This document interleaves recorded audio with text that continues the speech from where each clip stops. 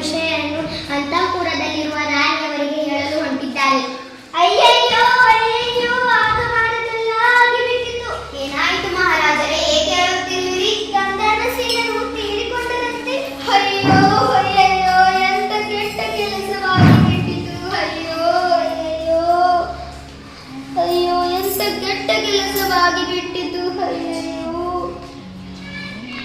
ರಾಜರಿಗೂ ಆ ಗಂಧರ್ವಸೇನ ಜೋಡಿ ಏನು ಸಂಬಂಧ? ರಾಣಿಗೆ ಹೋಗಿ ಕೇಳ್ತೀನಿ ನಾನು. ರಾಣಿಯವರೇ, ಏನಾಯಿತು? ರಾಜರು ಮತ್ತು ನೀವು ಏಕೆ ಹೇಳುತ್ತಿದ್ದೀರಿ? ಅಯ್ಯೋ, ಏನಂತ ಹೇಳಲಿ, ಗಂಧರ್ವಸೇನರು ತೀರಿಕೊಂಡರಂತೆ. ಗಂಧರ್ವಸೇನರು ಯಾರು? ಹೌದಲ್ಲ, ಗಂಧರ್ವಸೇನರು ಯಾರು? ನಾನು ಹುಚ್ಚರಂತೆ ಹೇಗೆ ಹೇಳುತ್ತಿರುವೆ? ನನಗೂ ಗೊತ್ತಿಲ್ಲ, ನಾನು ಹೋಗಿ ರಾಜರನ್ನು ಕೇಳುತ್ತೇನೆ. ರಾಜರೇ, ಗಂಧರ್ವಸೇನರು ಯಾರು? ಅಯ್ಯೋ, ನಾನೆಂತ ಮೂರ್ಖ ಕೆಲಸ ಮಾಡಿದೆ. ಗಂಧರ್ವಸೇನರು ಯಾರು ಅಂತ ನನಗೂ ಗೊತ್ತಿಲ್ಲ. 4 ದಿನದವರೆಗೆ ರಾಜ್ಯದ ಅತ್ಯಂತ ಶೋಕಾಚರಣೆ ಮಾಡಲು ಹೇಳಿದ್ದೇನೆ. ನಾನೆಂತ ಮೂರ್ಖ ಕೆಲಸ ಮಾಡಿದೆ. ಪುರದಿಂದ ಮಹಾರಾಜರು ಹಿಂದು ತಿರುಗಿ ಅರಮನೆಗೆ ಹೋಗುತ್ತಿದ್ದಾರೆ.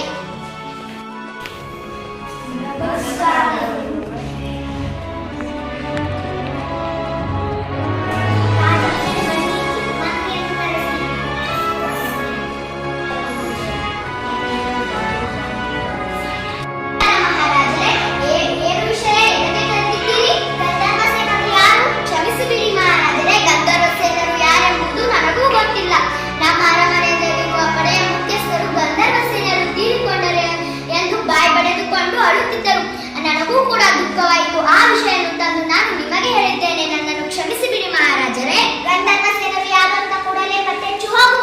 ಆಯ್ತು ಮಹಾರಾಜರೇ. ಮಂತ್ರಿಯರು ಗಂಧರ್ವಸೇನರು ಯಾರು ಎಂದು ಪಡೆಯ ಮುಖ್ಯಸ್ಥರ ಕಡೆ ತಿಳಿದುಕೊಳ್ಳಲು ಹೋಗುತ್ತಿದ್ದಾರೆ. ಮುಖ್ಯಸ್ಥರೇ, ಗಂಧರ್ವಸೇನರು ಯಾರು? ಸ್ವಾಮಿ, ನನಗೂ ಗೊತ್ತಿಲ್ಲ. ಅವರು ಏನು ಏನಾಗಿದ್ದರು ಅಂತ. ಸದಾನಂದ ಹೆಂಡತಿಯೇ ಅಳುತ್ತಿದ್ದರು. ಗಂಧರ್ವಸೇನ ಸತ್ತನು ಅಂತ. ಅದಕ್ಕೆ ನನಗೂ ದುಃಖವಾಯಿತು. ನಿಮಗೆ ಬಂದು ಹೇಳಬೇಕೆನಿಸಿತು, ಹೇಳಿದೆ. ಎಂತ ಮೂರ್ಖ ಕೆಲಸ ಮಾಡಿಬಿಟ್ಟೆ ನೀನು. ಇರಲಿ ಬಿಡು, ನಿನ್ನ ಹೆಂಡತಿಯ ಹತ್ತಿರ ಹೋಗೋಣ ಬಾ. ಗಂಧರ್ವಸೇನರು ಯಾರು? ನನಗೂ ಗೊತ್ತಿಲ್ಲ ಸ್ವಾಮಿ. ನಾನು ಕೆರೆಯಲ್ಲಿ ಸ್ನಾನ ಮಾಡಲು ಹೋಗಿದ್ದಾಗ ಅಲ್ಲಿ ಮಡಿವಾಳತಿಯು ಅಳುತ್ತಾ ಬಾಯಿ ಪಡ್ಕೋತಾ ಕೂತಿದ್ದಳು. ನನ್ನ ಗಂಧರ್ವಸೇನನು ಸತ್ತನು ಎಂದು ಅದನ್ನು ನೋಡಿ ನನಗೂ ದುಃಖವಾಯಿತು. ನಾನು ಅಳುತ್ತಾ ಬಂದೆ. ನನ್ನ ಗಂಡನ ಮುಂದೆ ಹೇಳಿದೆ. ಅಯ್ಯೋ, ಎಂತ ಕೆಲಸ ಮಾಡಿಬಿಟ್ರಿ. ಇರಲಿ ಬಿಡ್ರಿ, ಬಾ, ಮಡವಾತಿಯ ಮನೆ ಎಲ್ಲಿದೆ ಅಂತ ತೋರಿಸು.